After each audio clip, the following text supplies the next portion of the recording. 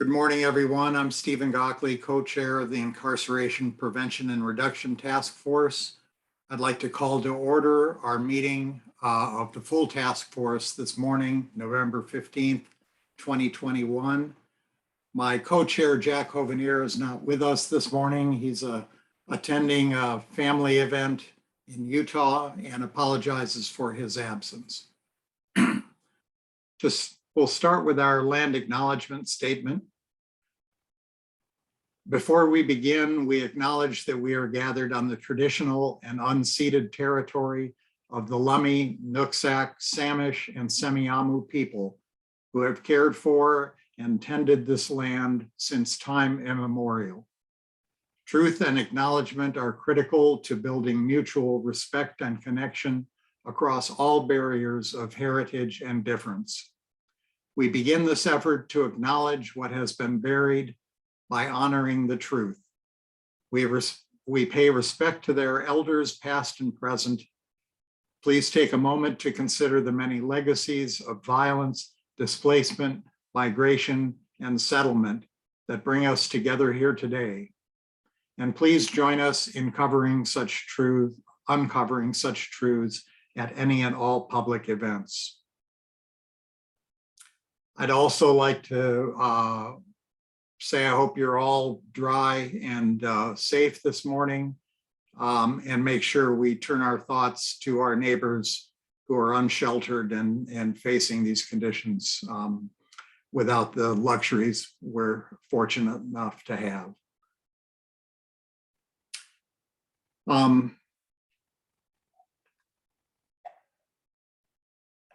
So we have a full agenda this morning. And we're starting with a presentation on a ride-along program that involves behavioral health and law enforcement patterned after the impact program in Skagit County. We have Under Sheriff Doug Chadwick here to present that. You have some slides on that in your packet. Doug, I don't know if you want those slides up while you're talking or not. Jill and I talked about that earlier, and I'm essentially going to summarize that. And again, that's not my presentation. That actually is Compass Health's presentation on the impact program in Skagit County. So want to certainly give credit where credit's due. So I'm just summarizing and for the most part advocating for a similar program here in Whatcom County, because I think as far as the rural areas of Whatcom County, I think that's probably the safest and most effective way to get those resources to people where they are. And thank you. I'll just introduce this topic by saying Doug has made this presentation or something like it to both the Behavioral Health Subcommittee and to the Steering Committee. Both groups have passed motions recommending that the task force take action on this kind of program. Jill distributed those motions by email earlier this morning. So if you haven't seen those, take a quick look. We have some questions to answer on those. Doug will take questions. He's been very responsive to both subcommittees. And just as context, this is an additional approach to the City of Bellingham's pilot plan to assemble an alternative response team, an unarmed response team, and it attempts to address concerns throughout the system, especially out of the Sheriff's Office and the behavioral health system for serving outlying areas of the county, which are at some distance and not so amenable to crisis response from law enforcement if it turns out a behavioral health situation needs that factor there. So Doug, why don't you go ahead, and thank you for being here to do this. Well, good morning. Thank you for having me. And as Stephen said, many of you here have probably heard this presentation before. So again, I'm happy to answer questions at the end and clarify anything that wasn't covered. So obviously over the last probably 2 years specifically, we've talked about various co-responder models to best serve the community. Obviously, one of those was co-responder models, and you've seen these in other cities where law enforcement and behavioral health clinicians are paired up and respond together to the scenes. Other co-responder models, and one of them is what is looking to be piloted in Bellingham, puts behavioral health clinicians with community paramedics and sends them out into the field.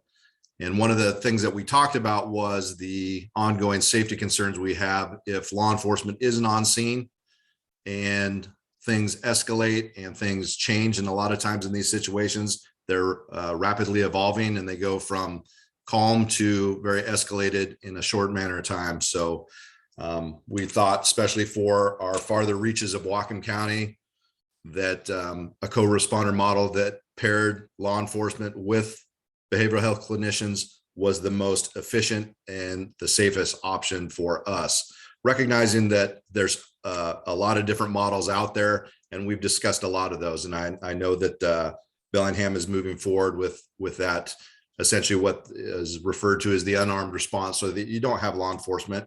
And keep in mind, in this last legislative session, that was one of the intents of the legislature, was to reduce the number and types of calls that law enforcement went to, so that there wasn't the potential for use of force. And for anybody that's been in these meetings, for me, I've been very consistent as far as I certainly understand that, but I also have safety concerns for the other first responders and behavioral health specialists that are out there in the field without that security. And I think since we've made some of these changes, and since we've seen the impacts of 1310 and some of these other legislative bills, we've started hearing more and more from our fire, our EMS, and our behavioral health, mental health communities that they are uncomfortable with some of these type of calls because of either no response from law enforcement, or law enforcement is on scene and then they leave. So essentially what the impact model is, and again, this is something that's a collaborative effort between Compass Health and the Skagit County Sheriff's Office. They started it with 2 deputy sheriffs, and just of note, the Whatcom County Sheriff's Office also has 2 behavioral health deputies, and they monitor and respond to calls for service that involve people in mental health crisis. And then they coordinate with all the additional resources we have here in Whatcom County. So that's been a great program for us. We started with 1 deputy. We were able to add a second, and we hope to continue that. We would like to enhance that program by following what they're doing down in Skagit County with the impact program, where they're actually putting those behavioral health clinicians in the car with the deputies, and they're able to respond that way depending on the environment and the situation they encounter. And a lot of times, I know we've had a lot of discussions about what calls can we not send law enforcement to. When they come into the dispatch center, dispatch makes a determination and sends either a law enforcement response or a non-LE response, i.e. fire, EMS, or maybe MCOT, which is the mobile crisis outreach team that Compass runs here in Whatcom County. And that's really what they've done with their MCOT down in Skagit County, is paired them with law enforcement. But for dispatchers, it's very hard for them. They're making decisions based on the information that they get. And a lot of times information is not complete, or the person making the call doesn't have a lot of time and is just giving very, very quick, simple information. So oftentimes in law enforcement, what we're dispatched to and what we end up arriving on scene and encountering are 2 very different things, which is why I had some of the concerns for sending behavioral health specialists based on just the initial phone call and potentially putting them in a dangerous situation. So for Whatcom County, I've always advocated that I think this type of co-responder model is best, realizing that what they're talking about in the city of Bellingham, where they don't have law enforcement initially respond, but if they're needed, they're fairly close, and that response time should be very quick, as opposed to if we have somebody respond out to Glacier and they find themselves in a difficult situation where they need law enforcement presence because things have become dangerous. 1, they may have an issue with cell phone service and getting a response, and 2, that response could be delayed just because of the distance the deputies have to travel. So again, for that reason, I think the law enforcement paired with behavioral health is a good fit for Whatcom County. Obviously, there's some downsides to that. Potentially, we have a law enforcement officer on the scene of a behavioral health call where they're not needed any longer, but they can't necessarily drive away and leave that person there. Or we have a law enforcement situation where now we have a behavioral health specialist that not only do we have to deal with the situation that's in front of us, but we also have to make sure that we protect that behavioral health specialist. So there's obviously some nuances. If I can just kind of highlight what they're doing in Skagit County just for our consideration here, that, as I said, they started with 2 behavioral health deputies paired with 2 behavioral health specialists. They're in the process of expanding that to 7 behavioral health specialists. So there will be 4 pairs of deputies and behavioral health clinicians.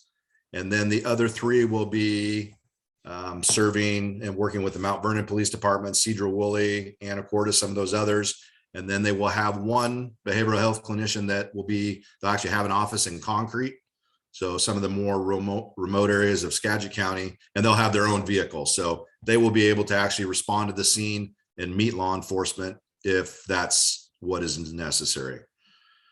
So I think, and we've talked about that in some of the other models here in Whatcom County, to include the unarmed response here in Bellingham. Should they ride with the officers all the time, or should they have their own vehicle and they can respond separately that way? Either or can leave the scene if that type of resources isn't needed. But again, I think with little information when you initially respond, if you have both of them on scene and they can then triage and determine what's the most appropriate resource, I think that's a good model. So that's really what the program is. I know before Ann Deacon left, she had indicated there was some funding, and I know I don't want to put Perry on the spot here, but I know he's been working on trying to formalize that. But it sounds like there was funding available, or funding that Ann had secured to fund at least 2 of those clinicians that could ride with law enforcement. So that in a nutshell is the program. So I'm happy to answer any questions that anyone may have. I see Perry's hand up. Perry, you want to add to that? Perry Maury, Human Services Supervisor. Thanks, Doug. A great summary, and actually some additional information. I had a meeting with the North Sound Behavioral Health Administrative Services Organization to clarify in terms of the funding that you were making reference to that we were looking at, and there is funding available through the Administrative Services Organization. During this meeting, we just established that there was funding, and also we're trying to just line up the development of the alternative response team and the response system as a whole, to make sure that we're consistent and collaborative in that regard. And so I've initiated those discussions with Joe Valentine and party at that location, and I'll continue to update you with that information as we move closer to, looking at impact specifically, or looking at, other possibilities in terms of mental health professionals and law enforcement being together. Just really appreciate your input and communication with me as well, Doug. Thanks. Thank you. Other questions for Doug or Perry?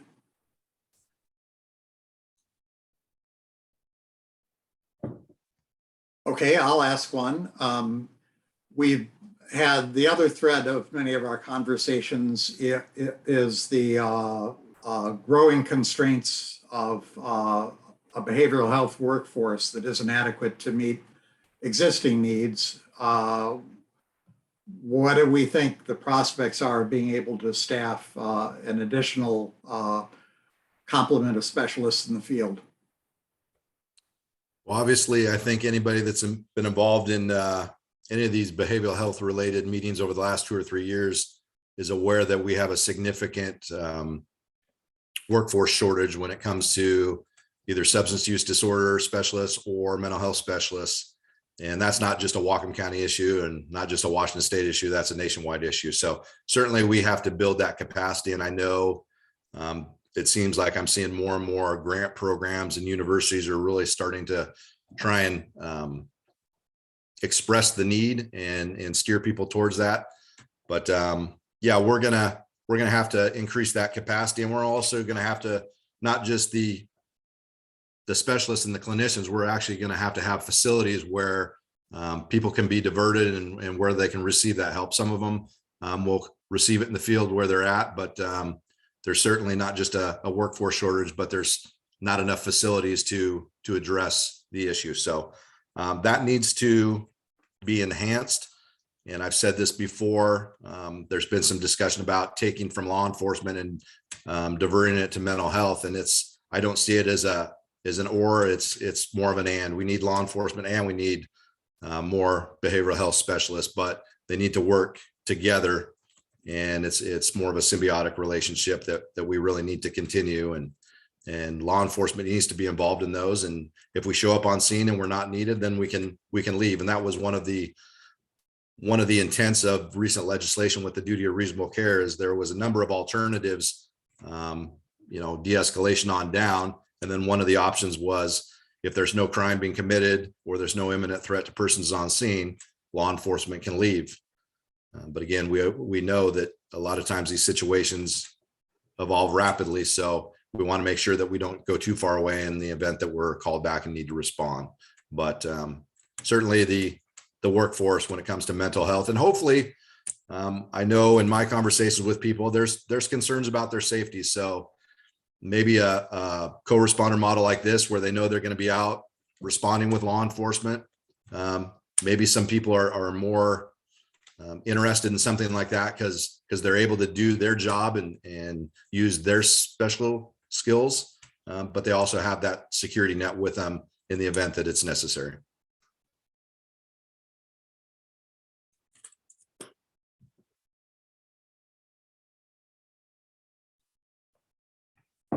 I'm sorry, Perry, go ahead. You're muted, Perry. Sorry about that. We also had a meeting with Compass Health, Amy Pereira and Lisa Zurich, who is the manager of the Impact team, and just talked a little bit with them about their process of staffing and those concerns. And they did indicate that they do have a full complement of staff for the Skagit area and the specific locations that Doug had made reference to. So looks like they're being able to put that together and communicate that. And we're going to continue that communication with them just in regards to staffing. They're very interested in the possibility of that for Whatcom County. And so really taking a look at that workforce issue and the challenges that are connected to that. So that was the other piece. We wanted to also make sure that Compass Health, instead of approaching the Behavioral Health Administrative Services Organization for funding unilaterally, that they were doing that in a collective manner, a collaborative manner with the health department and with Whatcom County. So that's the other piece of information and meetings that we had last week.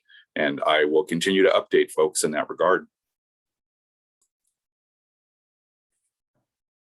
Other questions? Arlene. You're muted, Arlene.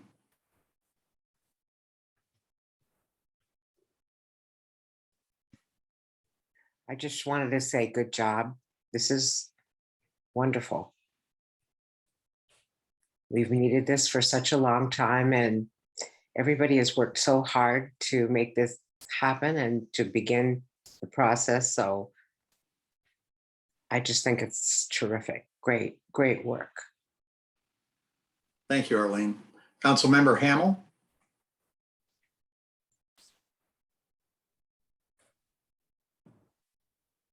Yeah, I just wanted to chime in real quick here. I'm very supportive of Under Sheriff Chadwick's concept here. I think this is a good model for Whatcom County. It definitely works in a way that the rural areas need. So I think this is well thought out, and we've talked about this multiple times. So I just wanted to chime in with support for this. And I wanted to address a couple of the issues that we're talking about here. Capacity for behavioral health specialists. We have got to get this figured out. And I don't know that the task force is necessarily the place to do this. I think that we can make recommendations, but this is a statewide issue. There are 39 counties and 291 cities in state of Washington, and everyone has the same issues. So I'm curious as to, I see Heather Flaherty's on the call here today, and I'm curious as to, she put out a proposal for a mental health hospital facility. I met with local 106 fire on Friday morning, and they indicated that the crisis stabilization center is full at capacity. That's a regional facility, hopefully to be called the Deacon Center for Hope, which I think is appropriate for Ann Deacon's contributions to that effort. But I'm curious to just get an update from Heather Flaherty as to where the mental health facility proposal is at right now, if that's possible. Absolutely. A brief update is that, so we made some recommendations around the ARPA dollars as an incarceration task force to let the county know that that's a high need in this community, and that if we have one-time dollars that could support establishing a 24/7 urgent care for mental health, that we would all support that. And we're really lucky because administration came back to the task force and said, we'd love some more detail on what that could look like. And so we had a small meeting, a follow-up meeting with Mike Hilly and Maya. I think Arlene, we were trying to get you there and we just missed communication with you to talk about how we could research some models across the nation. And I think this is not the only group talking about it in the community. And so I would say we're in really early stages, Dan, and there's probably needs to be a little more energy and backbone support around exploring the feasibility of that, rather than just having volunteers look at models. And, I think it'd be worth having an actual formal work group established to explore that model.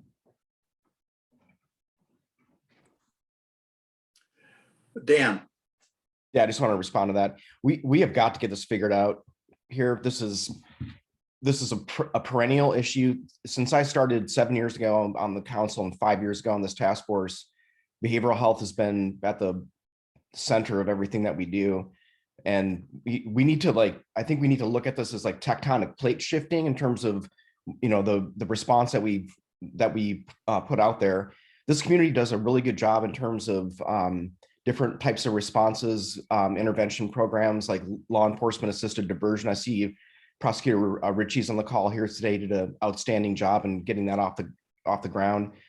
GRACE program, ground level response and coordinated engagement. That was Health Department, Mayor's Office, Hospital, Opportunity Council, City Council.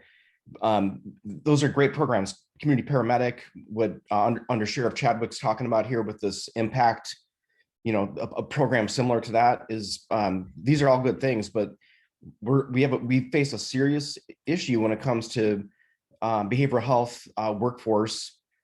We face another serious issue when it comes to the state Supreme Court and the Blake decision, which was a disaster in my opinion, with underfunding intervention and treatment options. And same thing with the state legislature when it comes to the raft of laws that came through the last session that got to get fixed. And so the pendulum has swung too far, in my opinion, and we've got to correct this because people's lives are at stake.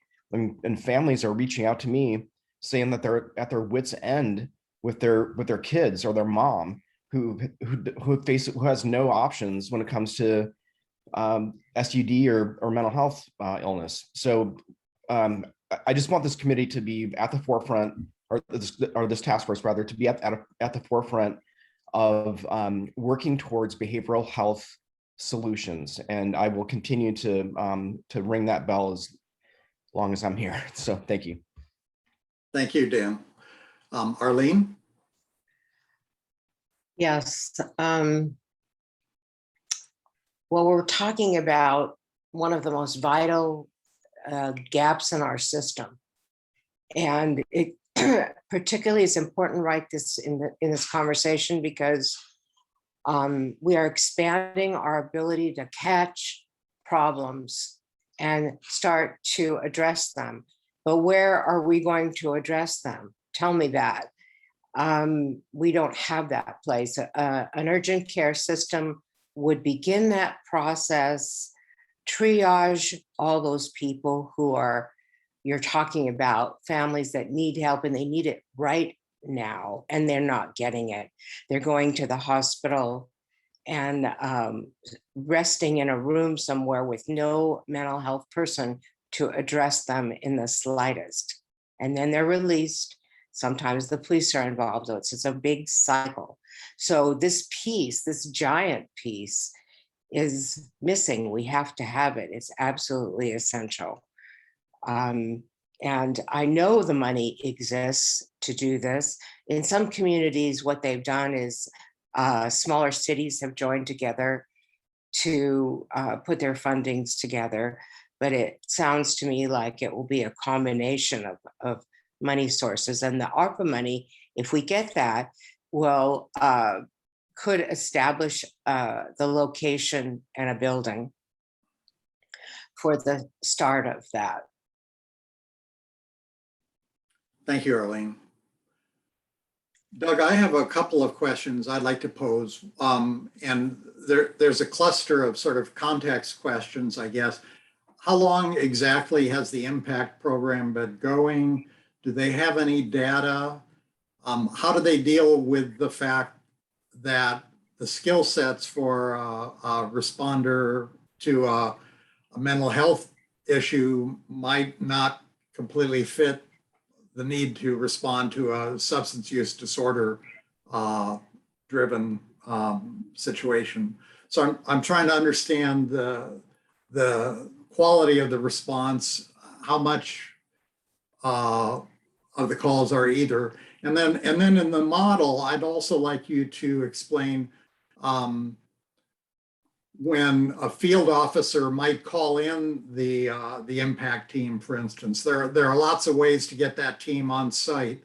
And I wonder if you could sort of talk about how those different approaches work. Sure. And really, from what I've seen of the impact program in Skagit County, it's essentially a hybrid of what we're doing here in Whatcom County between GRACE, LEAD, and MCOT, in addition to what we're doing with our behavioral health deputies and officers. So, I mean, in some situations, law enforcement is responding to the scene, determining that it's more of a behavioral health call, but it's not a emergent call. So in that case, it looks like they're calling in a referral. The problem with that is that that callback may come a day, 2 days, 3 days later.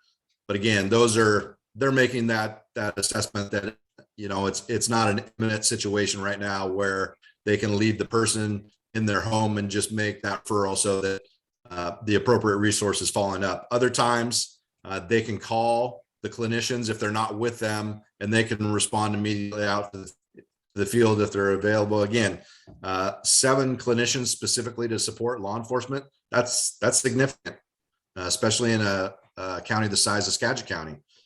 So there's that option. And then, as I said, they've got at least one of those units has their own vehicle, and they're not necessarily riding with the deputies, but they're able to respond to the more remote, you know, the Lyman, Hamilton, Concrete, eastern part of Skagit County, and they're able to respond and meet the deputies there. So there are some downfalls to having them, those resources ride with the deputies. I believe, to go back to your earlier in your question, I think Impact this is their 2nd year. And I had seen somewhere in a news article, they were in year number 1. I think they thought that based on their stats, 50 to 60 calls a week is what they were handling. So again, like I said, it's a hybrid of what we're doing here. So they're obviously trying to address the chronic utilizers of 911 services, which is really what the GRACE program is trying to address. There's the diversion component, which is what LEAD's intended to address. And then there's the responding to people where they are, which is what MCOT is doing here in Whatcom County. But again, MCOT is kind of limited resources, and we work with them quite a bit in the county. But again, that response is not always 30 minutes away. Sometimes it's later in the day. Sometimes it's just followed up with a phone call, just because of the sheer number of calls they're getting. So hopefully that answers the bulk of your questions. Yeah, that does. Thank you very much. Other questions for Doug? Mike? Yeah, thanks, Stephen. Mike Hill here. I have more of a comment on just the general plan, which I think is an excellent one, just to get somebody out there working now. I think the most important part the undersheriff talks about is the flexibility in that position to move around the county depending on the call. So for EMS, we've ended up catching a lot of these calls that have been diverted over. A lot of them are low acuity calls. A lot of them don't need a mental health person, but there are those occasions once you get on scene, you find out something's not what it was originally dispatched on. So EMS is happy to take that. However, they're going to need the same type of resources that law enforcement is going to have to deal with this. So I think it's a good first step. Get a person out there, get a program firmed up. We're developing some alternate response teams for the county as well. Not sure exactly what that looks like at the moment, but it could be a couple of teams of EMTs out there in each of those regions, depending on those resources that they could call in, depending on the call. And I think that'd just be a great way to start out. I'll tell you, I know it'll quickly grow. That person will be quickly inundated with calls out there. And I think you'll see the program go very, very quickly. The only thing I would say, I don't know if request is the right word, but I would definitely like to see this stay all tied in with the GRACE program. We're trying to create an integrated program where these teams are all together, they're working with each other, can support each other. So while it may be only one mental health counsel out there in the county, we do have some capacity with the GRACE teams to help navigate some of these more complicated patients and situations out there. And I do have to repeat what the undersheriff said, as well as Heather, which is we definitely need a more expanded facility, that 24/7 urgent care idea to take on these patients and keep them out of the emergency room. But I think this is a great plan to start out, and it benefits EMS as well as we build what we've got going on with it on that fire EMS side. So thanks, Doug. Thanks a lot, Mike. Raylene? Thank you. Just concerns when Mike Kelly brought up having an integrated system. We already have problems with a lot of our systems talking to each other. If we go with this type of model, are they going to be able to talk to each other? Are we going to be able to see who's been referred to GRACE and who's been referred to another crisis stabilization? Are we going to know who's been on what program? Is there a way that they're going to be able to talk to each other? Mike? Yeah, I might be able to help just a little bit with that. And I don't want to speak for the sheriff because they have their own systems internally and where this person be positioned. But I do want to talk about our Gelada software system, which is sort of designed to be in healthcare information exchange for exactly these purposes. We're bringing on the Crisis Stabilization Center at some point, hopefully housing, Compass, Unity, that would be able to get in there and see where patients are in that case management. So as that develops, that would be one source to connect all these patients. I know Dean White is working on a bit of that conversation in the larger community. So that is an opportunity there to connect all of that. And I agree that one place to know who's being case managed in all these different sectors is super helpful for good outcomes. Great question, Raylene, and helpful information, Mike. Thank you. Doug? Well, I'm glad Mike jumped in with a Gelada system, because that was early on one of the concerns is how do we share information and make sure that we know what's already been done or how many contacts a person's had. And a lot of times you can have some kind of response plan noted in there. The other place is obviously within the law enforcement and fire CAD system. You can, there's the ability to put notes, but whatever we decide on, it has to be spread across all the systems so that everybody has access. And there's obviously some concerns when it comes to HIPAA and confidentiality about who has access to that information. So we'll have to work around that, but just having a standard system everyone has access to. And then not just knowing how many times they responded, but as far as communication, the city and the county and quite frankly, WTA have been working over the last 2 years to upgrade the public safety radio system.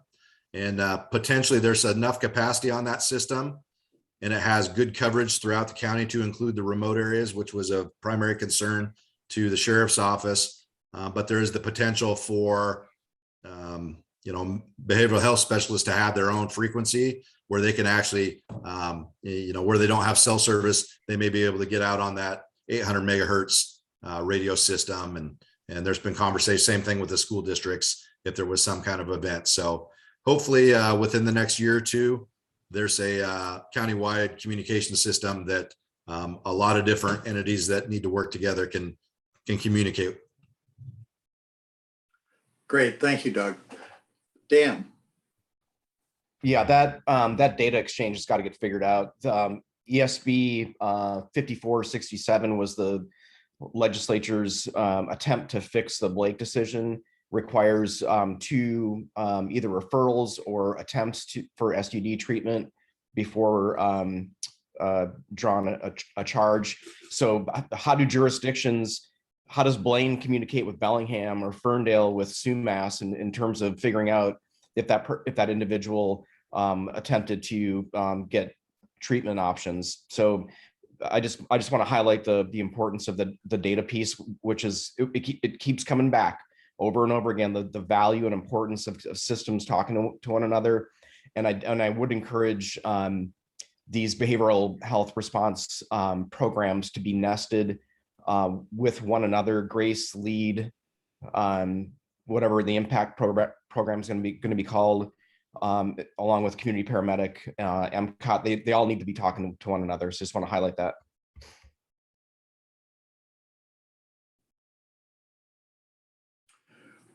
I don't see other questions, so I'll loop back to what I said in the introduction. Both the Behavioral Health Subcommittee and the Steering Committee have made recommendations to the task force to support the development of an impact-like program or a combined response law enforcement and behavioral health program model.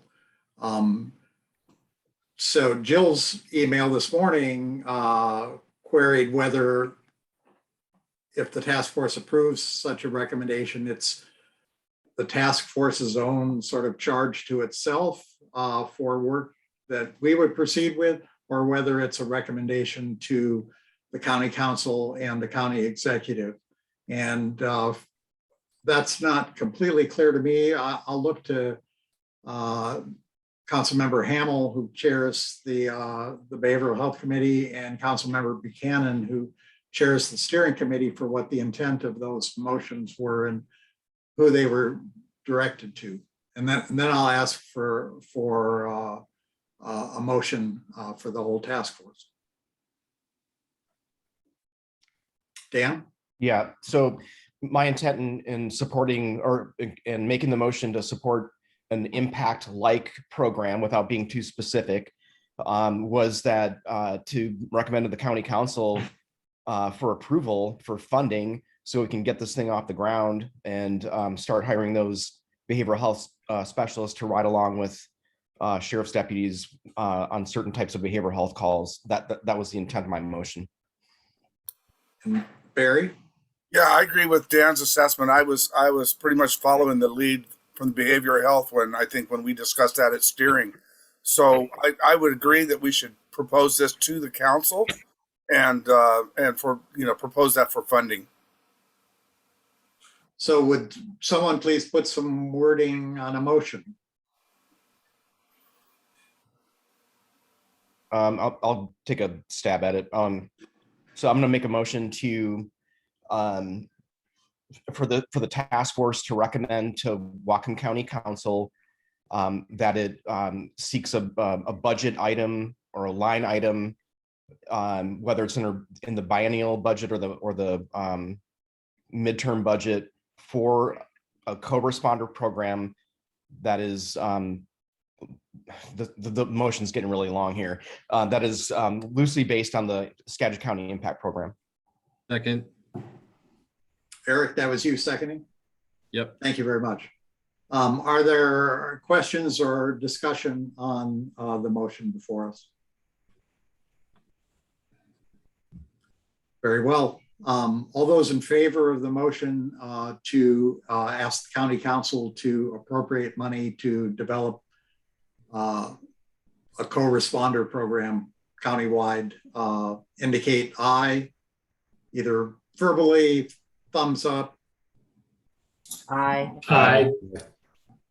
Are there any opposed? Any abstentions or recusals? Well, thank you, everybody. Motion passes. Jill, you have that? Barry? Yeah, one thing I would ask Doug, if we could get together and talk about what a funding ask might look like. Sure, be happy to. Okay, thanks. That's great. Doug, thank you so much for how many times you've run through this and for the kind of information, the quality of the information you provided and moving us forward. I think this will be a really big step. Thank you. Next on the agenda, Chief Jones is here. Morning, Chief. Thank you for spending this time with us. We've asked Chief Jones to sort of give us a thumbnail sketch of the status of the jail and a little bit of the arc over the year of 2021. We've heard snippets and comments about factors that were influencing operation of the jail. And the steering committee thought it was appropriate that we try to get our arms around the whole thing as a totality. And so you should have gotten an email from Jackie on Monday that has Chief Jones's presentational materials. Chief, I'll just turn it over to you. And again, thank you for being with us. Certainly. Good morning, everybody. I always cough the minute I start to talk. I sent two groups of materials to you, one which is a 2-slide presentation I'll get to in a minute. The other one was the Whatcom County Sheriff's Office Jail Use Quarterly Report. It would have looked like this and then had some Excel spreadsheets with numbers on it. That basically is what a version of what I send out every quarter plus a few weeks that talks about the jail use by each of the jail use agreement folks. And the people who want that information has grown over the years. So it gets sent out to people, and then if I forget to send it to somebody, they give me a call and I'll shoot them a copy. There's a short narrative on that first page. The bulk of it explains simply what the spreadsheets tell you. What is probably most germane off of that document to this group is the fact that the first 2 quarters of this year have been pretty steady. And what we've seen is a fairly rapid and substantial increase in the use of jail beds in the downtown jail and the work center for 3rd quarter. They've gone up almost 14%. The interesting thing is at the same time, the number of bookings has dropped 7.5%. So what we'll be talking about in a minute is what are the factors that really influence jail population and why you can get numbers where fewer people are coming in the front door, but the number of bed days that are being used are actually increasing. In summary, the most significant driver to the 3rd quarter bed day use was the number of offenders who are being held on pretrial felony charges. Those amount to about 77% of the population. So there's another factor that figures in that kind of goes along with what Chief Chadwick was talking about. Although the focus for that was diversion, I will be making some mention of the folks in custody who have serious mental illness. The issue is not quite as significant with folks who have a variety of substance use disorders in the jail, but our SMI offenders, seriously mentally ill offenders, has shot up through the roof. And once they get here, they stay stuck. So that being said, I'm going to say I've never done this whole shared screen thing before. So Jill, if I just click on my presentation, it'll pop up, right? It should, yes. So, ta-da! Can you all see that? I just need this. You should have a share screen button at the bottom of your Zoom window. So if you click on that. I will do that. Hang on just a second. Share screen. And then it'll give you options of what screen you'd like to share. Perfect. Actually, it's that. I think that's it. There we go. So everybody can see it? Okay. Because I can only see Mr. Gockley. What this is, I tried to keep things very simple because it gets kind of complicated and I get people confused sometimes. So the first slide basically talks about how people get into and out of jail and how those systems can affect what the jail population is doing. You'll notice that there's nothing on here that talks directly about COVID, but I will be talking about that as we go along because it's definitely had an impact on our population. The three basic ways that we bring people into custody are through law enforcement, through the courts, and then this is representing commitments. Now, those are individuals who had been in jail at one point, most of the time, but may have simply received a citation from law enforcement and been out in the community and have received a jail sentence of up to 364 days. So they actually show up over at the work center and schedule their jail time. It's kind of like making a hotel reservation. And then they're able to come in, and most of the time, if they've been out in the community without any additional problems, there's no reason why they would ever either retouch or come back into the downtown jail. So the commitments are a way of draining off some of the low, medium, and minimum security offenders. Oftentimes these folks are going to be on one of the jail alternative programs, such as jail work crew or work release. We also take care of the folks who are on EHD through that process.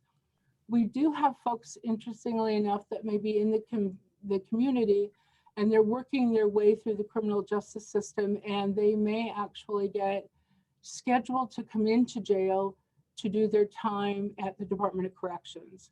Those individuals will book into the downtown jail, usually on a Friday afternoon, sometimes on a Monday, because the chain bus leaves on Tuesday. So then we're only holding them for a day or two.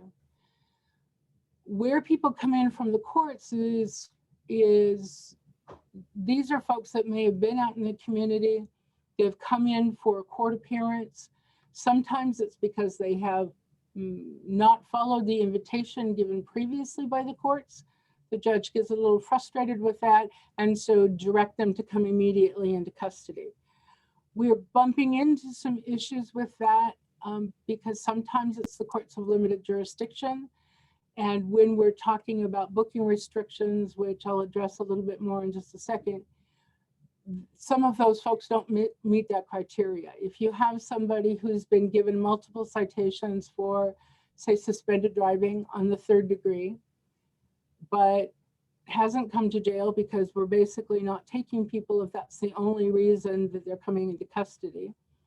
And then they go to see the judge finally, and the judge has noted that they've got multiple failing to appears. They get frustrated and just say, take them over to the jail. And we'll either say, I'm sorry, arresting officer, escort officer, I don't have this space, and so we're not taking these folks, which puts us into conflict with the judges, which none of us are happy about. Or we'll book and release them and set them up for another court date. That's not a real good system.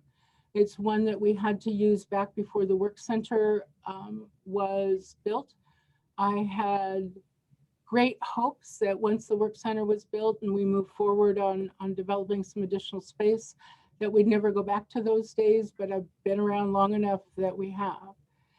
The last is the biggest input to our system, and that's law enforcement officers on the road. Right now, we've got a lot of fairly frustrated law enforcement officers because a lot of times they're finding that they can't bring people into custody that they think should be brought into custody. The booking restrictions are really geared towards bringing folks who represent an imminent danger to the community. So it's almost the same criteria as the mental health system uses in order to get somebody involuntarily admitted into hospital or to treatment. That if they are domestic violence offenses, if they are they are offenses involving violence against persons, those are automatic get into jail cards. DUIs, those are automatic get into jail cards, because generally we're able to release those folks the next day. And I'm sure all of you have been around long enough to know the havoc that drunk drivers can have on people. So that's never a good idea to let them out until at least they've sobered up. So this controls part of, we can turn commitments away, or we can schedule them out far enough so that it doesn't greatly impact. The courts we work with, because we try to be very diplomatic when we're talking about folks who are wearing black robes and sitting on a dais.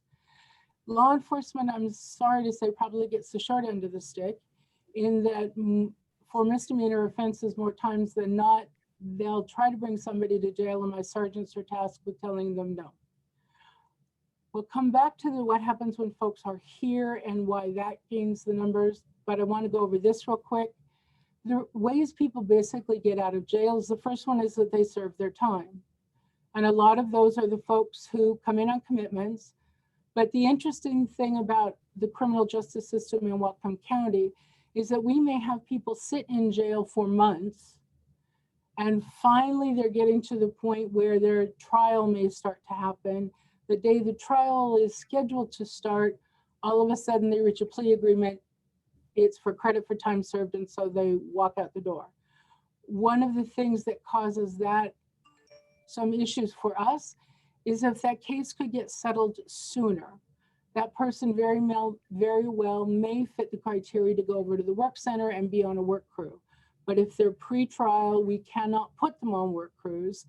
And so that's somebody who's basically set a lot of dead time in the downtown jail, because there was no place else for him to go. The bail was too high for that individual to post, and so they stayed. This one represents folks who are transferred somewhere else.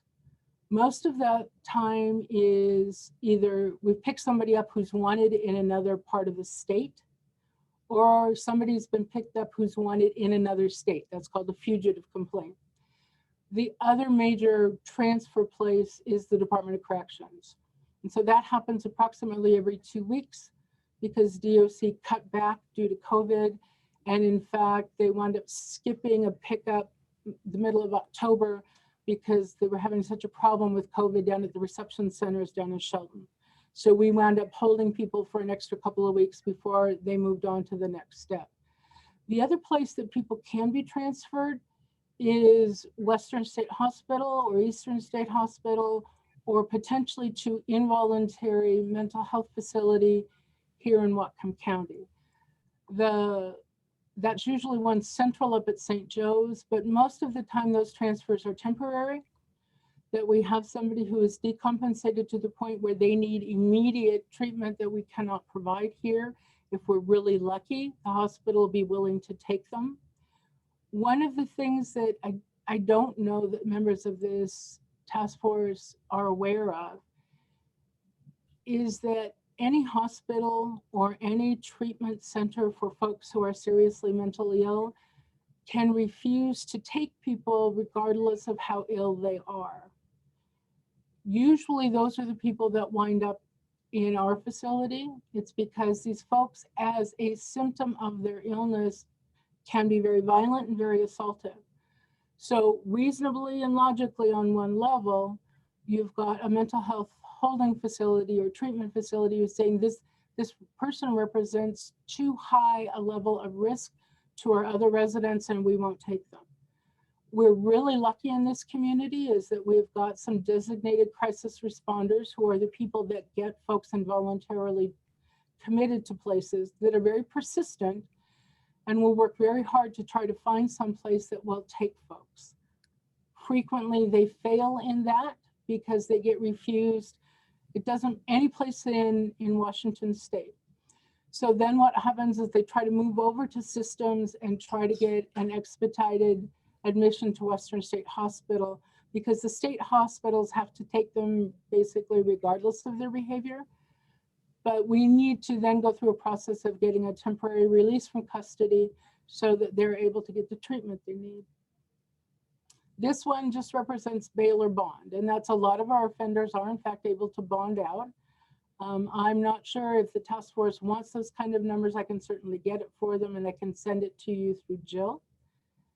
This one represents the folks who are released by the court, and that can be pretrial folks who go in, the judge just releases them on a promise to appear, or is able to set bail low enough that they're able to get out, or when they're sentenced. Well, one of the reasons this is here and over here is because the other thing that happens is, due to the statutes, the way they're written in the state of Washington, if someone goes into court and pleads guilty on a sex offense of a felony nature, they then need to be taken into custody immediately. Now, Mr. Ritchie can probably tell you there's some parameters on that, but as a broad brush, but they haven't been sentenced to anything. They've pled guilty, so they have to come into custody. And it may then be months between the time that their guilty plea is registered with the court and they are actually sentenced. For that period of time, they sit in jail.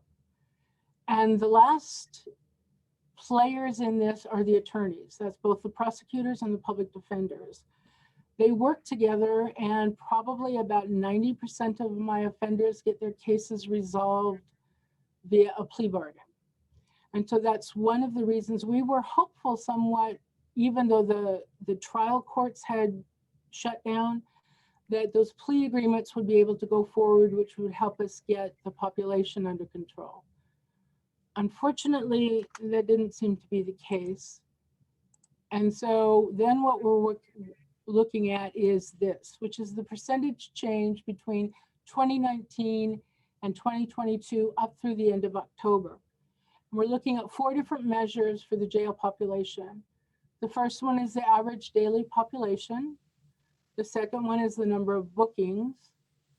The Wendy, third, yes. I'm so sorry to interrupt. I'm not seeing, I don't know if you're trying to show us a document, because I'm only seeing the getting in and out of jail document. And I would love to have you walk, I'd love to see what you're saying, walking through those All right, stats. so if you that can didn't, change. hang on, maybe I just didn't hit it the right way. Let's go back. Oh, shoot, here we go. Hang on a minute.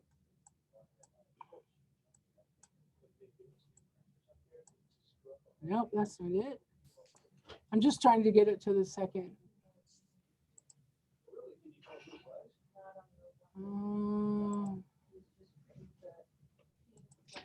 Wendy, Jill here. This is the handout that you emailed us earlier, correct? Yes.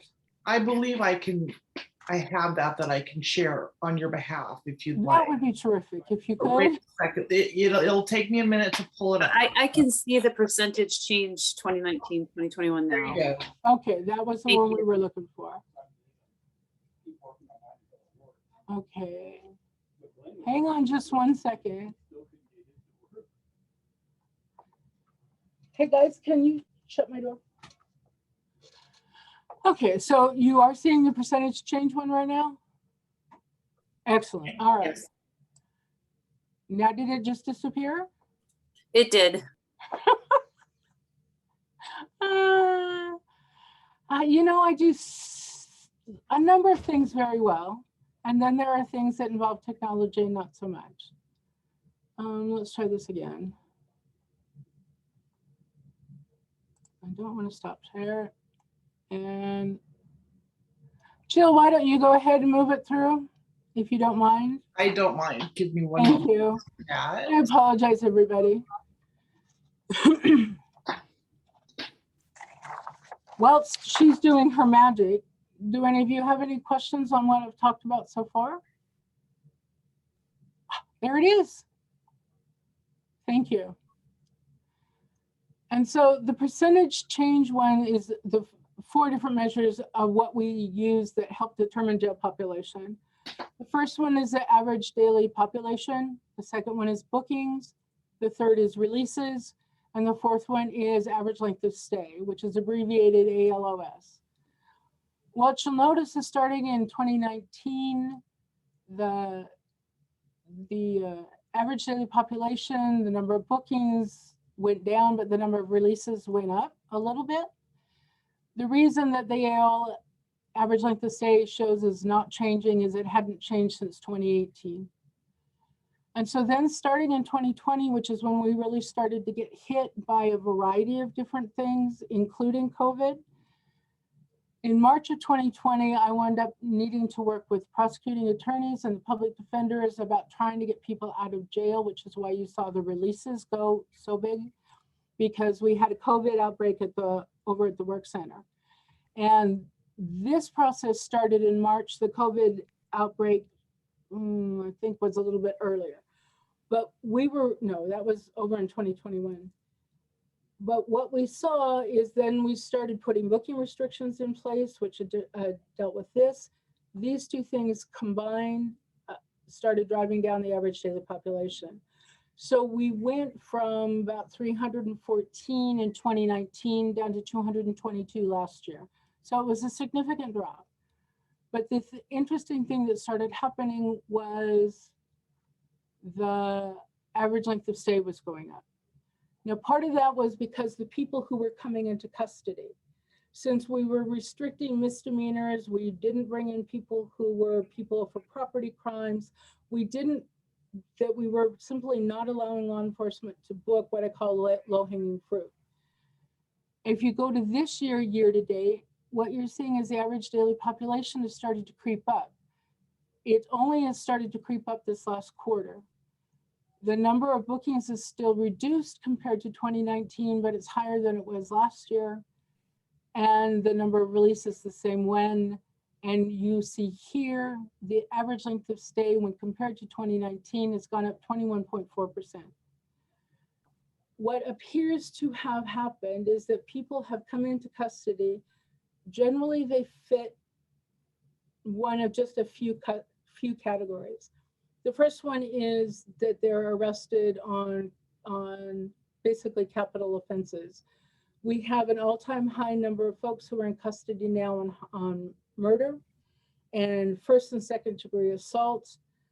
We have a significant number of people who are on complicated domestic violence issues. The other group of people who is driving that are folks who are seriously mentally ill and have outstanding serious felony charges. What is occurring is that they are coming into custody and that's pretty much it. I have not had the time or the ability to go, or I've not had the time to go through. When you're looking at our seriously mentally ill, high degree felonies, the number of continuances that have been happening over the past 12 to 18 months is fairly high. I can't give you a number for that because I'd have to go into each one of those cases. But the issue we're running into here is that people are coming into custody, cases aren't getting settled, and so they're staying. And that, in short, is what we're dealing with right now. What is driving my population at this moment in time is average length of stay. So I'm not sure what other questions. Jill, that's pretty much it for the two slides. But anybody who has questions, I'm more than willing to try to answer them. Raylene. Thank you. Thank you so much, Wendy, for the presentation. It helps a lot. I know I've seen frustrations in the courts of limited jurisdiction with not being able to book people. We're lucky that we do have jail alternatives. We're using friendship diversions for a lot of the misdemeanor crimes. But what I do see is people are getting out on the felony charges, and then it seems like they'll get a DV charge or multiple DUIs, and then they get booked, and then they're being held on both charges. Mm-hmm. I don't know. I think that's accurate to what you've been showing us. And I also am seeing that usually when I have to go to the jail for one of the three courts, there is some mental illness component to the individual that's there. And we're doing a lot more competency orders than we ever have in the past. Well, then, if you don't mind, I'm going to do a little bit of a spin-off from that. It was very interesting listening to the early discussion. One is that I'll share with the group, we actually have had in years past a fairly robust mental health system within the jail. We still have one of the MHPs, excellent. They know this population very well. They work with them very well. And we were notified by Compass. That's why it was kind of interesting for me to hear that they had lots of resources available for Skagit County, because we were notified about a month and a half ago that they would not be bidding the contract for the jail for a prescriber for mental health medication, and they would not be bidding the contract for mental health professionals in the jail. Now, both of those contracts were going out for RFP. The one for the MHP has come back, and that comes through the health department, and it looks like we've got some providers for the mental health professionals. We put out the RFP for a mental health prescriber, somebody who could do a higher level of evaluation and somebody who can prescribe medication, and we got 0 responses. So now we're scrambling to try to find somebody who's qualified, obviously, willing to come in to do that higher level evaluation and prescribing of psychotropic medications.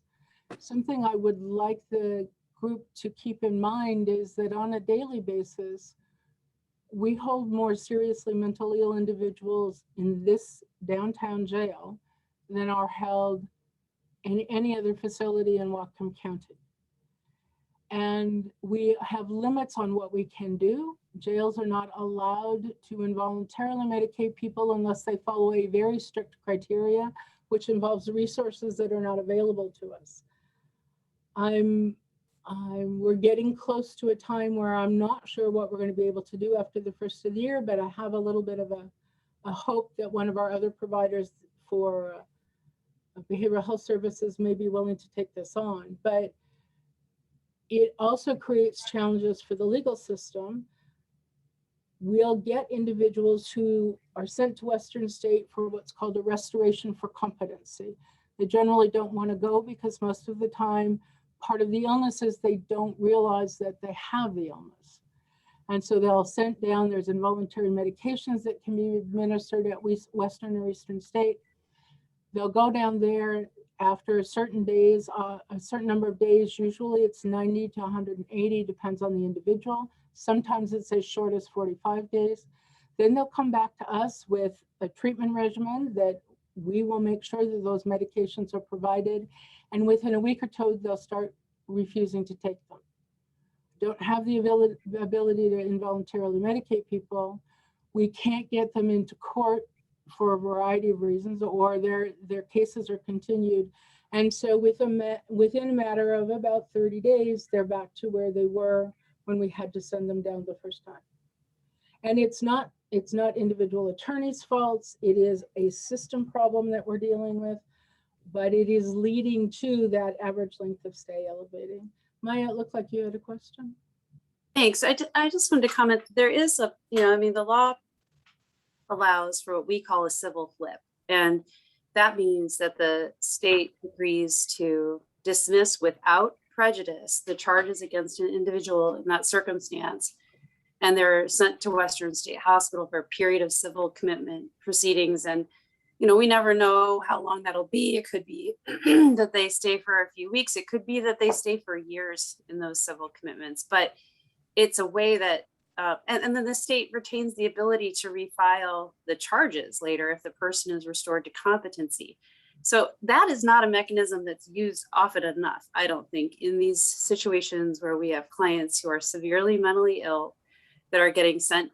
They wait extraordinarily long, unconstitutional periods of time to go to Western for restoration services. They're sent back, and just as Wendy describes, they aren't going to be medication compliant in a jail environment, and they can't be, and they aren't, and then they decompensate again, and then we're in this like endless cycle of waiting and sending them to Western. When someone, the court, it is the prosecutor's has some discretion there to dismiss these civil flips, to push it into the civil system so that they can get they get treatment quicker, you know, and the state can retain their ability to file the charges. I would love to see that used more often for these people who are facing really long, really horrible periods of incarceration, because they are truly like suffering from mental illness and not getting the treatment that they need. Thank you, Maya. Raylene? And just to spin off what Maya was talking about and Wendy with the mentally ill, I see individuals that are not able to be booked because of booking restrictions. They have mental illness. In fact, we have one case that we just did a competency order. He's got 16 cases. Out of those 16, 12 of them have been dismissed without prejudice because he has been found incompetent. And so it's really sad when the court staff goes, well, he's going to be booked on a felony before he actually can get that competency order, because when they're out of custody, it takes 3 to 6 months for an individual to get that competency evaluation. And in that 3 to 6 months, because of the mental status, you usually see more crimes committed by those individuals. And I can't give you the exact statistics. It's just from working in the system for that long, what we've been seeing. The average wait time, even if they're in custody, is between 12 and 18 weeks. And that's at a time while we are offering treatment, and we'll do everything we can to persuade someone to start taking medication. If you don't think you're ill, why would you take a pill that gives you some side effects? It's no different than if you've got someone who's diabetic or some high blood pressure is the best analogy that I use. That unless people are in a hypertensive crisis and having a horrible headache and this far away from stroking out, they may not recognize that they have high blood pressure. So they get it under control and they figure, well, that's taken care of now, so I can quit taking my medication, in spite of the fact they've got an underlying issue. And if they don't take it every day, they might very well have a stroke. There is such stigma attached with mental illness, unfortunately, that one of the things that I had read over the years is that people are more willing to admit or to tell people that they're a heroin addict than they would be to tell them that they're mentally ill. Because folks have this stereotype of what they think folks who are mentally ill are. Unfortunately, that can get reinforced by some of our offenders. If we can get them stabilized, that's great. Keeping them that way is difficult. And I wish I had a better solution. But one of the things, hearing the programs, I do want to make a pitch for certainly the GRACE program. I haven't seen as much effect with the LEAD program, but that's just because of who they're reaching out to. One of the interesting phenomena has been GRACE has pulled a lot of very chronic individuals out of our jail and kept them stable in the community since it began. But what's happened is those spaces have now been filled up with new people. Folks who are unknown to us, at least at first, and then after a period of time, they become some more of the regulars. But always, I would ask this community to keep in mind that NAMI puts Washington State as a whole at 48 out of 50 states as far as a system to treat people who are mentally ill. I have some real concerns, I'm gonna throw that out there for you. The True Blood decision is working its way. It's come out of the courts and now they're trying to operationalize it. But the intent of that is to move folks who are currently at Eastern and Western State and put them back into the community so that they can stay stable there. I've been around long enough that I know what happened the first time this went into effect, which was back in the 1950s. It is one of the reasons we are where we are right now. Keep in mind that there's going to be some very hard discussions both here locally and at state level about what to do with folks. I don't think people should be locked up anywhere for the rest of their life simply because they're mentally ill. Whether that's in hospital, at least they're getting treatment in a better milieu, certainly isn't in jail or prison. But when they act out as a symptom of their illness in such a way, it creates problems all throughout the system. For me, it's a driving force to that long average length of stay, which is impacting other things downstream. Deb Hawley.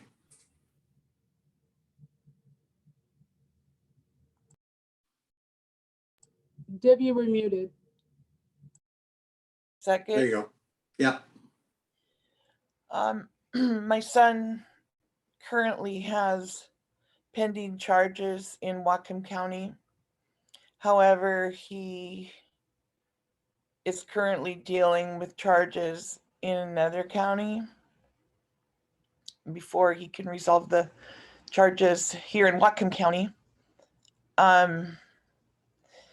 And after the system failing him for, at least 20 years, specifically by failing him, I mean either not following through on mental health diagnosis that I had requested through courts for various things that he had committed, or mental health being ordered through the Department of Correction following release from a prison. I could go on with a couple other examples, but suffice it to say that mental health evaluations and diagnosis and follow-up treatment never happened, if you can believe that, until recently in your discussion about Western State Hospital and getting there from jail, and then what happens sometimes with medication continuation after jail. I can tell you the story briefly of my son in the jail that he's currently in. His public defender somehow got him into Western State Hospital several months ago. He didn't, as I recall, have a long wait. I'm thinking maybe 2 months at the longest, but I imagine that could differ, Wendy, from jail to jail. He was restored to competency at Western State Hospital after 90 days. They do an evaluation just before then and decide whether you are competent. And if so, like Wendy said, you are returned to the jail. If you are decided that you are not competent, you remain for another 90 days for a total of 180 days. I think their goal is to find people competent as soon as possible. So at 90 days, my son was found competent. And to be candid, even though I have some clinical training in clinical psychology, I was off in my prediction of my best guess, whatever, of what mental health affliction my son had. I was off, and the diagnosis that Western gave him was far more severe than I knew. And it explained a lot. So anyway, what I wanted to say is he came back to the jail, and it's been several months, and he has been completely 100% medication compliant.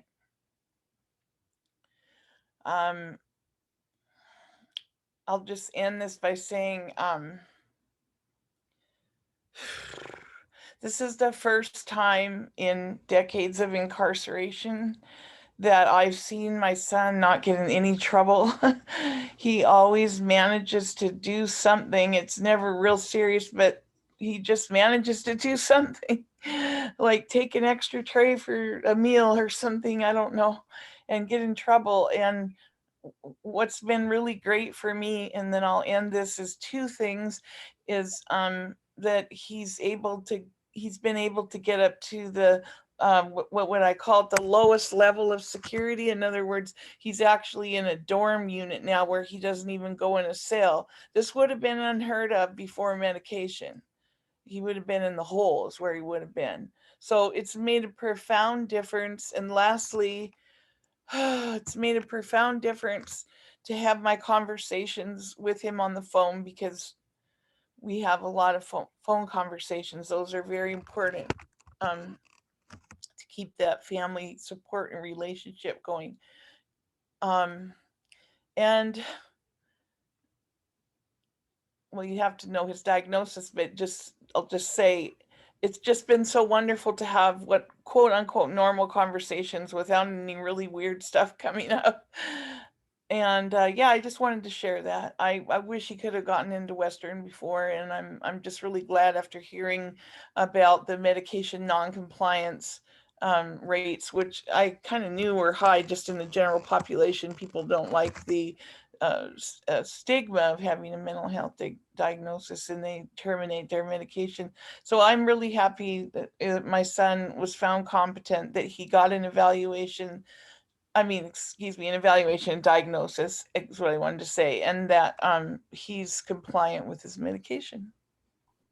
I'm really glad to hear that, Deborah. I know you've struggled over the years with him, so I'm really glad to hear that he's willing to and staying stable. That's terrific. Thank you. Great to hear.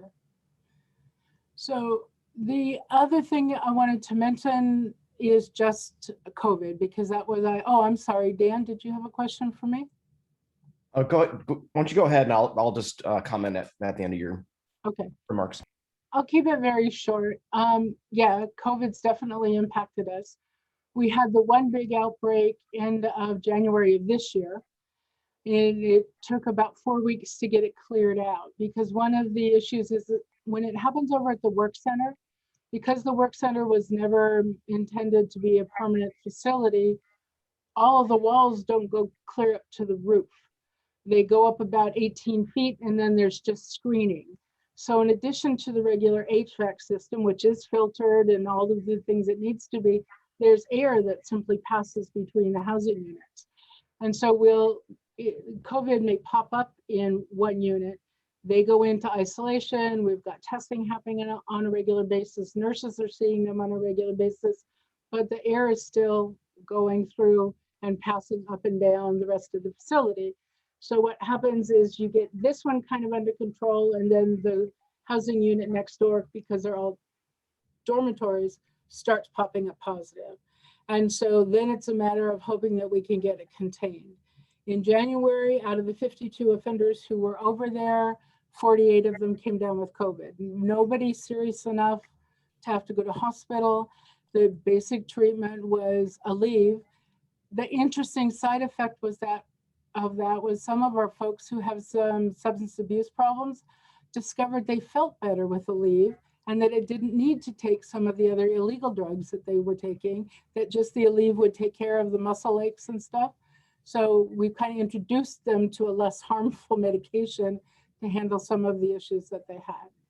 But that got closed out, and that was fine. We had a small staff outbreak up here, which has affected probably us more than anybody else. It just meant a lot of overtime for our deputies.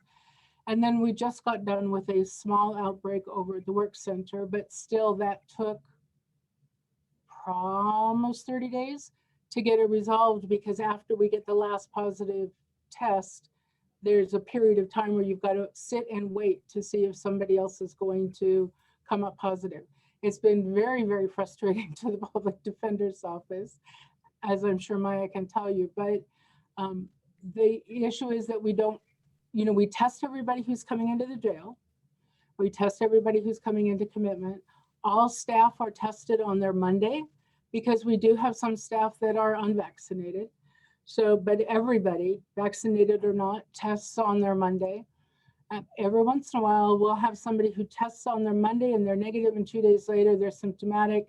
And so then we've been working more and more closely with the health department as time's gone on. This last little pop that we had over at the work center was generated by a work release offender. So there's just so many different ways, and in order for us to try and manage population, get people in and out, that type of thing. At the downtown jail, if we catch somebody who's positive when they're coming in, they're immediately put into medical isolation, which limits the possibility of a spread. And we've been able to, knock on wood, control that so far. Yeah. Dan and then Maya. I think Maya was wanting to respond. I'll go ahead and wait. Okay. Thanks, Dan. Yeah, the COVID that prohibits us from going into the work center to meet with our clients obviously creates incredible delays in cases. We don't have a means for confidential communication with our clients at the work center. The only means we have is to go in person, which we used to do, or we do when there isn't a COVID restriction, or we can call into the cell, but that means our client is in a cell with all of their inmates. That is not confidential. They can't talk about their case in that circumstance. So during these, and this is the, we have had 2 rather lengthy spells, I would say more than a month at a time, where we haven't been able to go meet with our clients at the work center. Of course, there's nothing we can do. We can write a letter, but that's not really, our clients can't really respond effectively.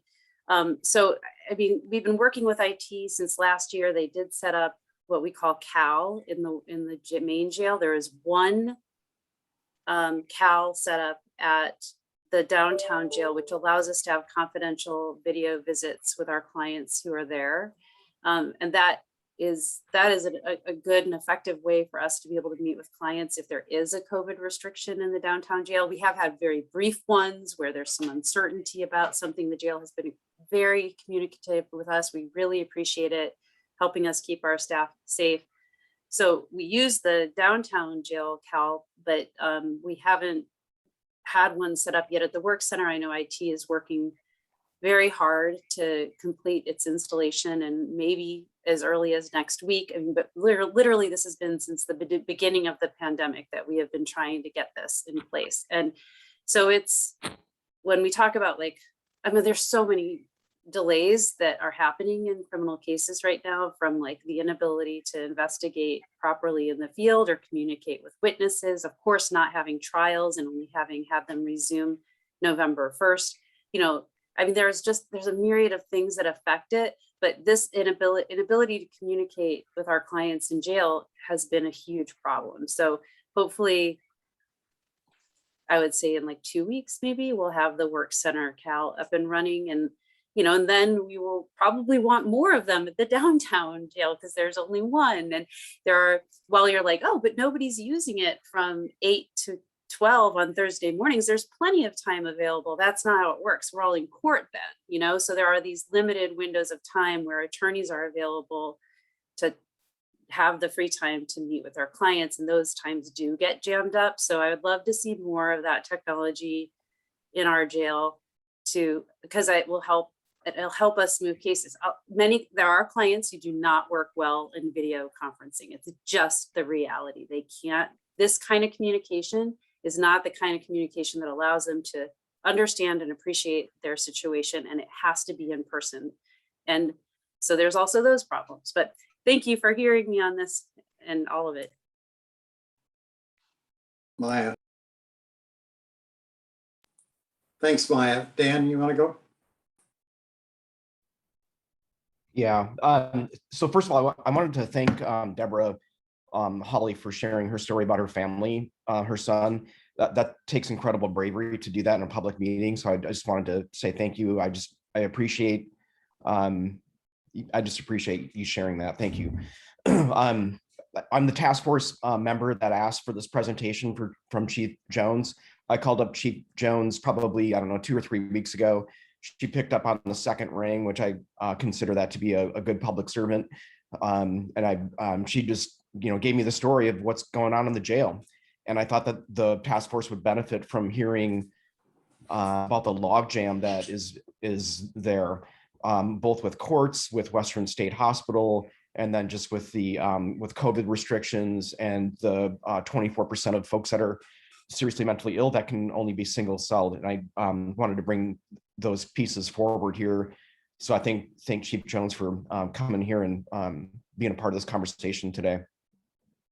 I just have serious, I don't know what the right words are, misgivings, concerns about folks that have mental health illness or substance use disorder. Maya, Doug, Raylene, and I had a conversation a couple weeks ago in response to the raft of laws that came out of the state legislature. And what do we do can we make recommendations from our neck of the woods here? And it became clear that throwing people in jail for addiction or mental health illness is probably not the solution. When they're drawing crimes or charges, that has to get dealt with in a civil society. I'm trying to find a pathway forward here to work with people who have mental health illness. And I think Heather's has gained some traction on and some ideas when it comes to having a mental health hospital or facility. That I think that's part of it. We've talked over and over again about behavioral health specialist workforce issue. So it's workers, it's a place for people to go. That's not the jail. And I'm just hoping that this task force can stay, basically laser focused in on coming up with recommendations for solutions for our county council members, recognizing that, again, we're one of 39 counties in the state of Washington. I don't know that we're going to come up with the solution. I think Crisis Stabilization Center is part of that. But we've got so much more to go. And so I'm leaning on my fellow task force members here for ideas, recommendations on moving forward. And I just wanted to kind of summarize that basically. So thanks for the time. If I can ask one thing of the council, is maybe an understanding that the jail isn't this entity off separate from all of this. For a lot of the folks, including the folks that are utilizing the alternative programs that now have been built and originated coming out of this committee, is that it is a point of engagement. That a lot of the folks that we're dealing with, vast majority of them, are living very chaotic lives in the community. They come here, and it's certainly not the first choice, but they are going to be here. We do our level best to treat them in a respectful and mindful manner so that they are kept safe. They're treated medically, something I don't know if you folks know. We're one of the few nationally accredited healthcare programs in the United States. So that speaks to the level of healthcare that's provided. The mental health care, although we've got a little bit of a bump right now, I've got a month and a half to get it solved. And so we'll work on that. But one of the things has to be an interlinking between folks who wind up in the jail for whatever reason and transitioning to and into the community. So versus seeing it as an either or, I'd ask you to start thinking about seeing it as part of and. That the jail is going to be a feeder into that system. The jail can also be a way of enforcing compliance with some of those systems out in the community. One of the things that drug court has always used the jail for is when they have someone who's in drug court who is struggling with recovery, may has relapsed for a period of time, that at least until COVID really hit, they could sentence somebody to 2 days over at the work center or have them go over to the work center and work on a crew for 2 days as a reminder that, yeah, this probably wasn't worth the lapse in whatever your treatment program was. In the 40 years that I've been with the sheriff's office, we've seen a variety of different programs come, and those types of programs can be very effective. So one of the things I'm going to ask of everybody, part of the issue is that this jail is not set up to handle the people that we have now. I realize this may be still years in the future, but I'm planting a seed that even if the population didn't grow overly large, replacing this building, which is an above ground dungeon, is something that's critical for this community. Understanding that people who will wind up here because of their mental illness or substance abuse disorder should be treated to a location that is less draconian than this one. The one saving grace we have right now are the staff that work there, both the healthcare staff and then my corrections folks. But longer term, understanding that the jail is part of both the criminal justice system and the SUD and mental health system in this community is going to be very important. It cannot be an either or.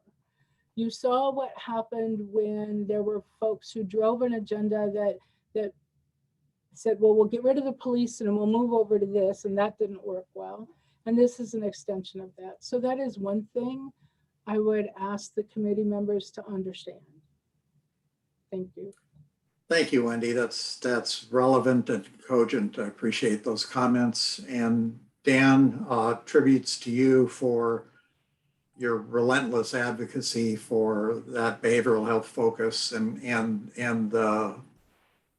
the big vision you bring to the system as a whole, and what's there and what's not and what needs to be. So appreciate your work.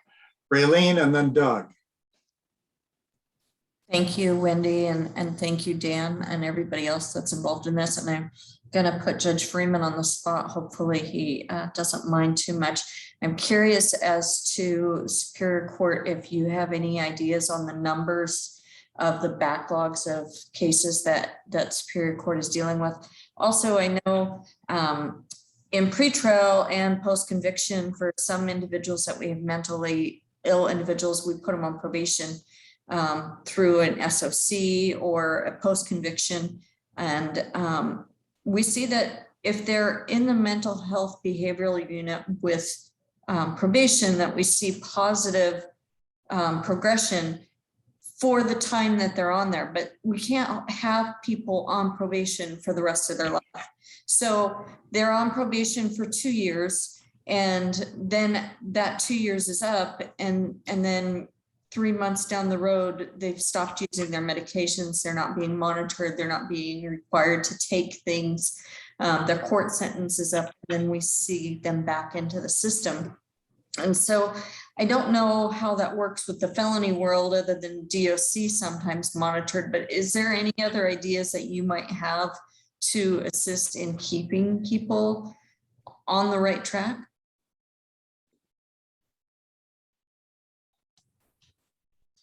So as to the first question, I don't have the current numbers, and maybe Maya or Eric can chime in here as far as the backlog. Certainly there is a significant backlog.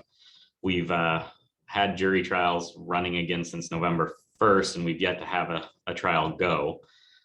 So it's been about 3 weeks, and we have not had one. I think we have a civil trial set for tomorrow. Certainly there is a backlog, but I'm not sure precise numbers at this point. The demand for jury trial has not, I think, peaked yet, but there has been a lag, and each time we've kind of stopped and restarted jury trials. So I'm guessing we'll see that in the coming weeks. I know at the smaller work group level, we have talked about expanding pretrial and keeping people more on track that way. And we've brought in, I think, Bruce and to talk about some of the pretrial services that are offered in district and municipal courts. Other than DOC, however, I think post-conviction, that's really our only option at this point.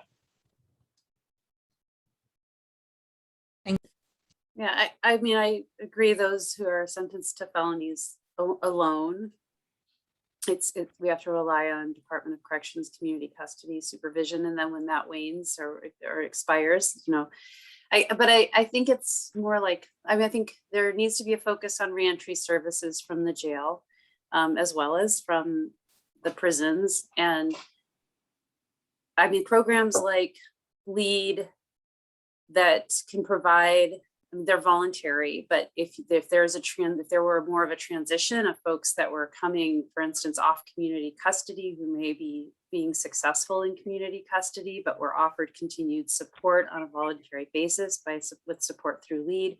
Like I don't know that that's a population. I don't think that's a population that's being looked at because those people are currently successful, right? So it's like, I mean, it's like they're successful and then they fall off, as soon as they aren't dropping UAs or aren't having reporting. I don't know. So I guess it's an expansion of services to look at people who maybe aren't the ones that are in high crisis right now, that aren't like having the high contacts with law enforcement, but that maybe historically have and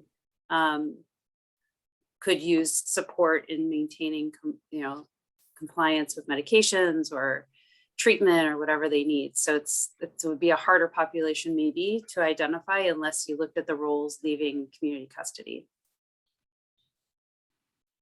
Judge Freeman. The one other thing I was going to add, and I don't know if Maya or Eric have seen this recently, but in the last, I would say 2 weeks, I've seen more orders for mental health alternative, which just passed, I think, this last legislative session, and it's only been in the last couple of weeks, but I've seen probably 3 or 4 at least come through, which is promising as far as an alternative. Well, I agree it's promising that people are using it and people are entitled to that sentencing alternative and have been since the law was passed. But I've met with DOC and they're like, we have no guidance, no policy has been written for DOC about how we go about this, and we have no money for services. So basically, public defender, it's your job to get all of the evaluations done, locate the treatment in the community, and then present it to us. And then we'll consider them, maybe that we can do this program for them. But the work for that is falling entirely on the public defender's office and the attorneys, any contract attorneys that are doing it, because DOC has no structure or funding to support it at all. So while yeah, it's a great concept, the execution of it, it remains to be, I mean, we'll see. I don't know. Eric, you want to weigh in on that? Just briefly, a couple things have been brought up. So I'd say our backlog in Superior Court's about 1,000 cases roughly. And that's just adding up what looks like overflow from the number of attorneys that we have. We don't keep hard numbers on, what backlog is. That's kind of complicated, but, and something Judge Freeman said, it's true that we haven't had trials since trials opened again, but we are having more resolutions. Things are starting to happen, and that's something that is just a function of having trials. It's not necessarily that the person's getting a trial, but they're certainly getting a trial date, and that's starting people to resolve their cases, starting that to happen. I'm hopeful that Lieutenant Jones sees some of that. Chief Jones. Thanks, Eric. Doug, you've been very patient. Let's have you and Arlene, and then we'll probably need to wrap up. I'll be very brief. I just, before we move on from Wendy, she mentioned once or twice that she's been around a long time. Tomorrow marks Wendy's 40 years of dedicated service to Whatcom County. So we are very thankful to have her as our jail chief. She'll even tell you she doesn't necessarily meet the stereotype of what a lot of people think, but she is a true advocate for the people that are find themselves in jail, and she really does what she can to get them where they need to be, whether that's to get mental health treatment, substance use disorder, and a host of other things. So she works very well with the courts, the prosecutor, the public defender, all the other cities that we work with, and all the state agencies. So thank you, Wendy, for that, and congratulations. Thanks, Doug. Well-deserved recognition. Thank you, Wendy. Arlene. Yes, in response to Raylene's question about people falling through the cracks, it seems to me that one of the tasks that is indicated, something that is starting to happen and starting to develop in our system, our social services system, is I would call it, we've talked about it as the navigator. So we need navigators. I see Wendy is shaking her head. Yes, we need navigators pre-trial. We need navigators re-entry. These are people who provide the linkages, the support, the attention to a particular person's specific problems. It's similar to the GRACE staff and lead staff. It's just that we're talking about expanding it to every aspect of the system, because somebody needs to do that job, and we don't need to load up the people who already are doing really important and large jobs with that task also. But people who have chronic problems, mental health problems, and criminal problems need help staying on course.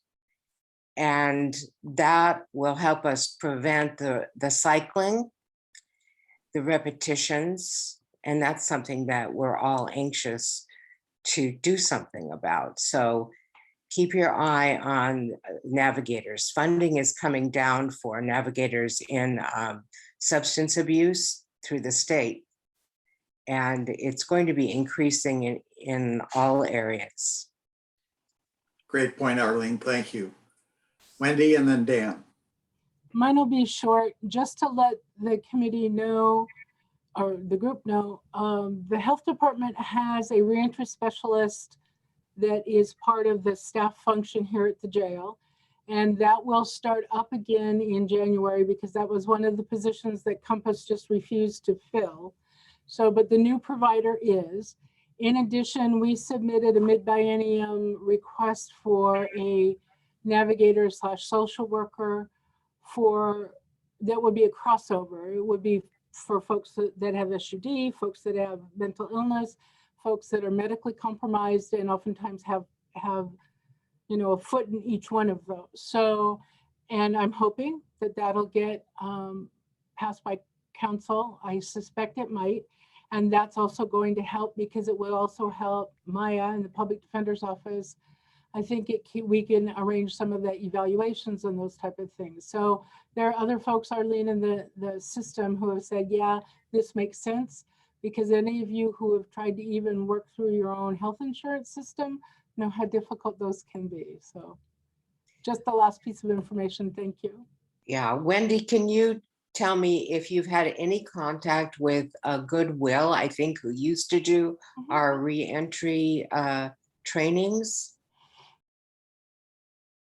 Yes, they are on, and we're sending people to them. But at this point, until we're sure that we've got COVID cleared out of the work center, they're reluctant to come in, and I can't blame them. I mean, we've really tightened up on the volunteers who can come in until we are pretty sure that we've gotten this fairly well under control. One of the other things we've been working on is getting the inmate population vaccinated.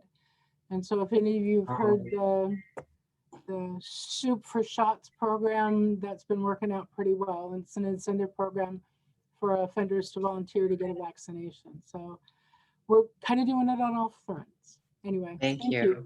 Yeah. Good news on the staffing front, Wendy. Thank you for sharing that. Dan. Yeah, I'm just pursuant to what Chief Jones and Arlene just mentioned here. I'd like to see if we could have a presentation on reentry for either the full task force, or maybe it goes to a committee first and then to the task force. I think that's a critical step that the task force should be well aware of in terms of successes, deficiencies, just kind of where things are at. So I'm just making a formal request that we have that information brought forward at a subsequent meeting. Thanks, Dan. Jill, can you note for the next steering committee a discussion for that on the board agenda? Yes. Thank you. Other questions or comments? Just to comment on Dan's request, I would like to see that as a topic for the next joint subcommittee. I think it would be beneficial from both sides. Great. Thanks, Raylene. Eric. Just a quick question about Dan's suggestion, and that is, I'm wondering if Dan is asking that we look at the current state of reentry, or if we're looking at best practices for reentry. Both. I want to get a handle on how things are moving forward. But I also want to talk about like best case scenario. If we could, dream, what this could look like. What does that look like? So yeah, I think both, Eric. So I'm wondering if we, you asked about a presentation, and I'm wondering if we have somebody who could present on that topic from a place where reentry is going well. And I don't know where that might be, but I'm throwing out another suggestion. The words best practices are music to my ears. I think that's a question we ought to explore as we develop the idea. Deb Hawley. I'm certainly willing to talk with Jackie about, she works with the jail behavioral health program with Chief Jones, and certainly am willing to talk about just sort of the format of the services and she's completing the RFP with the provider. So I can bring that information along with what we have in terms of best practices information for reentry in the jail. Of course, it's not limited to that, but I'm more than happy to do that and pass that information along and prepare that. Great, thank you, Perry. Deb Hawley, I see your hand up. I could look into a couple of possibilities of people that are specializing in reentry that might be willing to give a presentation. Super. They're from out of the area, but they're excellent. Super, that would be great information. Thank you. Okay, thank you for this very rich conversation. And Chief Jones, thank you for all the information you provided us, for the services you provide the client population, and really appreciate your involvement in this conversation.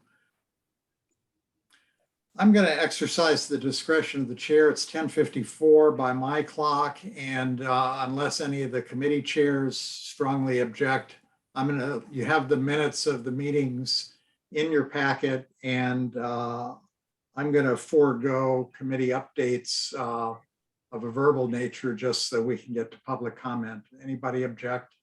Dan, Barry? Okay. Is there any other business? Very well. Jill, do you want to check on public comment, please? Yes, thank you. We have 4 attendees at the meeting today. If any of you would like to speak to the task force, please virtually raise your hand now by selecting the raise hand icon.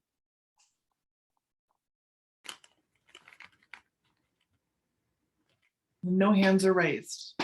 Okay. Thank you all for pretty wide-ranging and broad discussion. I appreciate the participation of so many of you in those conversations. There are some promising areas of attention and program development. I think this was a good meeting, and we'll adjourn. Raylene and Dan Hamill, if you could stay behind for a moment, I would appreciate it. Thank you.